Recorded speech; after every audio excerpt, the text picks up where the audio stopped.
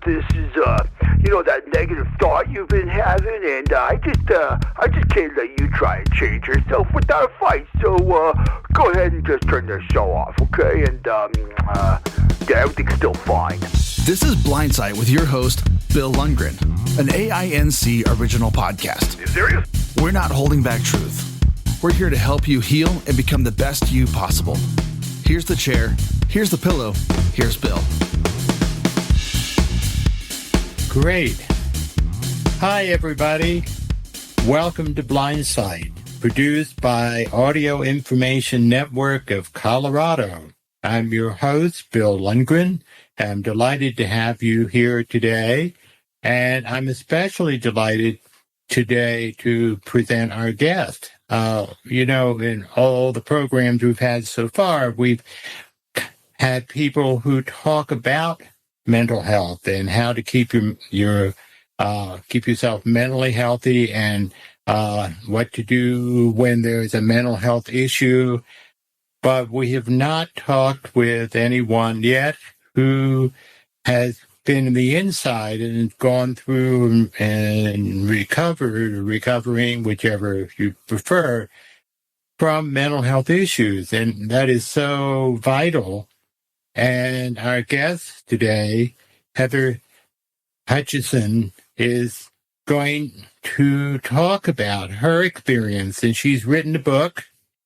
She is a writer. She's a musician. She's a performer. She's just a woman of many, many talents. Heather, I'm so delighted to have you here today. Our pleasure. Like to just let our listeners know we will be talking about mental health issues. We will be talking about issues of thoughts of suicide and so forth. Just be aware. These are all very important subjects. The problem being that we've stigmatized them, and that's, I hope that people like Heather can help us break that. So if we can get right off, tell us a little bit about you. Yeah, for sure. So I am a singer-songwriter, author, mental health and disability advocate, and digital content creator, which basically means that I make content on social media, TikTok and Instagram mainly, to advocate for and share my story and, hopefully bring awareness, as you said, to destigmatizing these things, because I don't think not talking about them is working. Yeah. And in fact, the thing is, I'd like to have it come to a point myself to where we say, okay, I've had the issues of X and I'm doing something about it. And that only happens when people like you talk about it, as well as people like me. Mm-hmm. Yeah, absolutely. So when in terms of your journey with mental health issues, how far back does that go? And also, I think it's important to tell people that you're part of the blindness community. Yeah, so it goes way, way back. I would say the first things I really noticed were I was probably about 7, and I started having panic attacks. At the time, I had no idea what they were because I was 7, and it just seemed to me like, oh my God, I'm dying. Like, what is going on here? I hope things are changing for kids now, but my parents took me to the pediatrician because I was missing a lot of school. I would get sent home from school because I was sick all the time. And the pediatrician was basically like, well, she's an anxious kid. She'll grow out of it, which clearly that didn't happen. And I think is really unfortunate because I think with so many things, so many different types of illnesses, if you catch it early, it's so much easier to treat. Right. So as I got older, I would say early teens, the anxiety, I would say, sort of led to the depression with other factors, but I think anxiety was a big factor because who wants to feel like that all the time? So you start looking for a way out. And one of the problems is that, people joke about, teenagers are always depressed or they're always anxious. They kind of see a normal part of adolescence and don't pay attention when it's extreme, or even at the time, maybe a good time to go check it out with somebody who knows what they're talking about. Mm-hmm. Yeah, absolutely. And you were blind at the same time. Yeah, I was born blind. Did people kind of, say, well, she's blind, no wonder she's anxious? Yes, yeah, and I think that's been a huge barrier for me. So I've been in and out of therapy since I was a kid, but I think that's been a huge barrier for me every time I feel like I need to seek treatment. That, because I've had good mental health professionals, I've had not so great ones. Sometimes they don't always know how to deal with disability. So one of my biggest fears was going to a therapist who would just kind of write me off like, oh, you're blind. Of course you're depressed. Of course you're anxious, and end of discussion, when there's so many more factors. Mm-hmm. I just attended a professional meeting recently, a couple-day meeting, and I talked with treatment people and was trying to find some treatment people who work with blind people, and I couldn't find any. And of course, when I go to these meetings, I'm the only blind person there.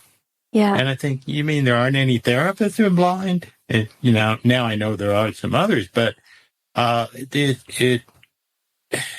focus on blindness rather than what's going on in addition. And yeah, absolutely.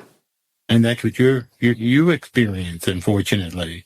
And we've got to look at the total person. Yeah, exactly. You can't just treat one aspect. You have to treat the person as a whole, the person that's in front of you. And there's a lot of enabling that goes on, too, in terms of people saying the same thing as you were, and just saying, well, she's anxious because she's blind, or even especially around drinking, for example. Oh, well, I would drink, to excess if I were blind. That kind of thinking that gets in the way of our getting help and people paying attention to our needs. Mm-hmm. I think even with suicide, like, how often do we hear, oh, if I was blind, I'd kill myself? So that kind of normalizes it too. Yes, absolutely. Absolutely. And, it's real difficult for people who are not in our shoes to understand, and that we're a whole person, that we're, So can you talk a little bit about your journey? Yeah, like I shared, it started early. So I would have major depressive episodes throughout my teens and my early adulthood, and they all kind of resolved eventually, either with treatment and medication, sometimes on their own. And then in November of 2018, I entered into a major depressive episode that didn't end like the other ones. As the months went on, I got thinner, I stopped eating, I stopped sleeping, my hair was falling out, and I kind of realized that I was coming to the end. And so in June of 2019, I went to my doctor, and he helped me get into more of a regular outpatient program.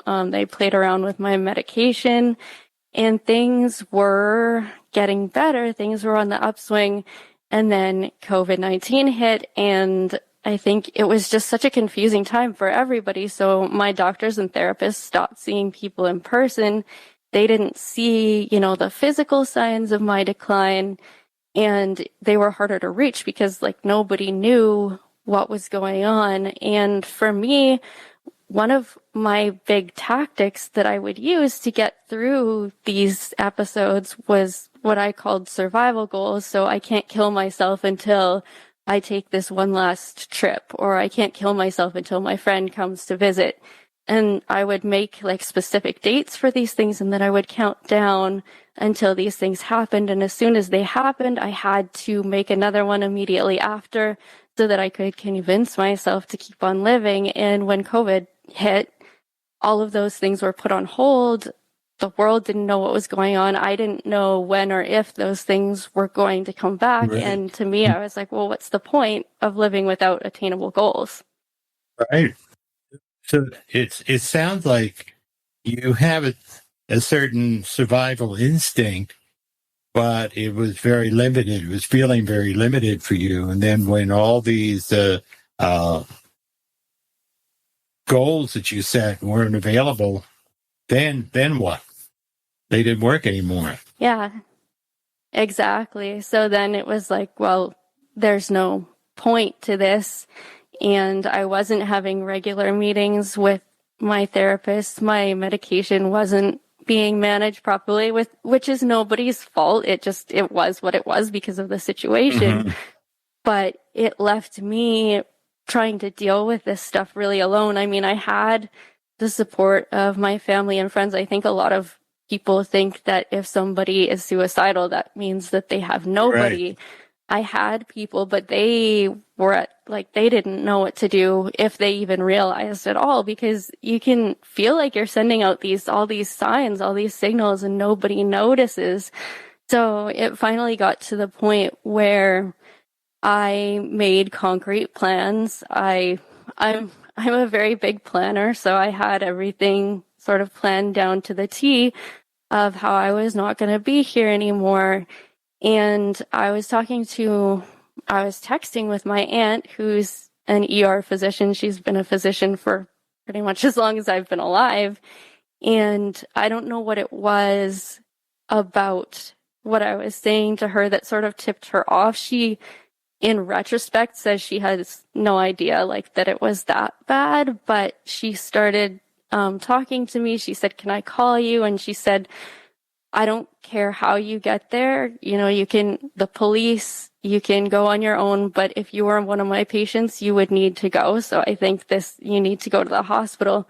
And so I kind of made this unspoken promise to myself and to my loved ones that I would go after I had arranged everything. So my plan was just to go to the hospital. I wasn't seeking treatment. I didn't want to get better at that point. I mean, in retrospect, there must have been a part of me that was still fighting, right. But I just told myself that I was going to seek absolution so that when I was gone, my family and friends would be able to say, well, she tried. And so I went to the hospital and I fully expected them to be like, "Oh, you're fine. You can go home." And then everything was ready. I just needed to set it in motion. And obviously, I'm talking to you now, so that wasn't how it played out. Yeah, they paid attention. So your aunt paid attention, and they paid attention. Yeah, which was really surprising to me, because again, I think one of these myths is that if somebody's suicidal, they're going to be distraught. So I went to, there was no, if you just looked at me, I looked very malnourished by that point, but otherwise, I was very calm. Everything was very matter of fact. There were no tears. It was just this is how it is. And so you were able to give an image of everything was okay, because at this point you'd really given up. Yeah, exactly. Mm-hmm. And the ER doctor, I don't know really what she saw. There's, I go over this often still, why she saw what she saw, why did she pick me? But she said, after talking to me, you're going to stay here for tonight. And that turned into not just that night. And so I spent a couple of days in the psychiatric ER, and then I was moved to a bit of a longer term inpatient psychiatric unit. Mm-hmm. And we're all lucky for that. Yeah, it still amazes me years later that it played out how it did, because it wasn't at all what I expected to happen. Mm-hmm. It wasn't what you planned, that's for sure. No, not at all. And it was kind of ironic because I felt like I had planned everything perfectly, but what I hadn't counted on was somebody actually realizing that there was something wrong. Mm-hmm. Mm-hmm. So, when we talk about putting someone in a psych program, of course, we've got all kinds of images in the movie The Snake Pit. Yes. Or One Flew Over the Cuckoo's Nest, these kinds of images of a psych unit. How was it for you? What did you find being in a psych unit? Yeah, so one of the big reasons that I actually wrote my book and I wanted to share my story was to sort of dispel those myths of like One Flew Over the Cuckoo's Nest, Girl Interrupted, all those kind of movies, because even talking to my family and friends, I realized how prevalent that kind of imagery still is around inpatient psychiatric care. So for me, it was, I'm not going to lie, it was one of the hardest things I've ever been through, but it was also overwhelmingly positive. So, I think people have this image that they just put you on all these drugs and leave you to sit there. It was a much more holistic program. So there were, med adjustments and things like that, but there was also a lot of therapy. So we had psych nurses that would sort of continue on with the therapy that the doctors were working on. So the doctors you would kind of see once or twice a day, and then the psych nurses, you would have these little almost impromptu therapy sessions with them throughout the day. Like it could be like 10, 15 smaller sessions just kind of broken up throughout the day. And then we had group therapy, which didn't work very well for me, actually. I don't really know why. I mean, I understand why they do group therapy in the hospital, but I feel like there's so many people with such diverse needs that it can actually be really dangerous, which it was in my case. But that was like the one real negative. Other than that, we had group therapy, we had meditation classes, we had yoga, all that kind of stuff. Did you find that people who worked in this facility were comfortable working with someone who does not have sight? Yes, and that actually really surprised me because once they told me that I wasn't going to be leaving, I had no idea what was going to happen. Like, are they going to take my cane away because they took everything else away? Are they going to take my cane away and then I'm lost in this place that I've never been before with these people that I don't know. So there was that was a big source of, I don't want to say anxiety because I think I was pretty numb at that point. Okay. I didn't really care what happened, but it was definitely like crossed my mind, what's going to happen now. And the straitjacket is going to come out and that kind of thing.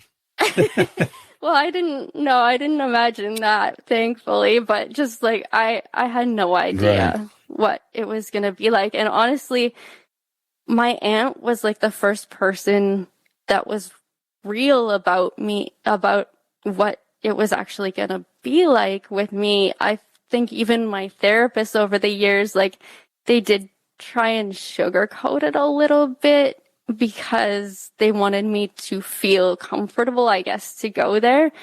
But in a weird way, I think it was my aunt's complete honesty with me about what it was going to be like that actually gave me the courage to go in the first place. I hope everybody heard you that, because that is the big thing. It's the image versus the reality, and somebody being honest with you about what she saw going on and what you might be afraid of must have been very comforting for you. Yeah, it was, because she didn't tell me it was going to be amazing and perfect and easy. She said, you might experience some things that you will not forget, like in terms of other patients. There might be people in restraints, people yelling, all these things. And she was the first person that really was straight with me about what it could be like. Wow, that's wonderful. So you were in there and doing a lot of therapy and thinking and whatever. What do you think really helped you with your recovery as part of that program? So for me, I would say like the first little while that I was there, I was still just doing the act, like completely dissociated, numb, just going through the motions so that they would let me out and I could continue on with my plans. And one night I was lying awake in bed. This is when they had already moved me to the other psych unit, and there was a medevac that arrived bringing a critical patient from a smaller hospital to this bigger center for treatment. And it was in that moment that as soon as they arrived, they called a code blue. And it was then that I started thinking, like, my God, that patient's poor family, they must be having one of the worst, scariest nights that they will ever know. And I started thinking, well, how can I have so much empathy for this person's loved ones while knowing the decision I want to make will devastate my own? And then I started thinking about the patient themselves and thinking, this is such a wild juxtaposition because they're in here fighting to live and I'm in here fighting to die, and one of us has a choice. Wow. Is that the first time you really saw that you had a choice? I think so, yeah. Before that, it just felt like there was no other option. I think often people say, oh, it's such a selfish decision, things like that. It's when somebody is going through it, it doesn't even feel like a decision that they get to make. It's just something that they believe wholeheartedly has to happen. So yeah, I think that was the first time when I realized I do have a choice to stay here and try to fight. Wow. And part of what I hear the word you use, empathy for the family and thinking about everyone else and forgetting to have empathy for you. Or maybe you thought doing yourself in was empathetic. But I mean, the reality is, you had a life ahead and you made the choice to say, okay, I'm going to go for it. Yeah. Before that, I think I felt like I truly felt like I was being altruistic because I believed wholeheartedly that everybody would be better off without me. And if they weren't going to leave me, then I would have to do the leaving for them. So then what happened? So that's when things actually got hard. I think a lot of people think that that's when things get easier. No, things got a lot harder before they got better because we're trying to be honest too.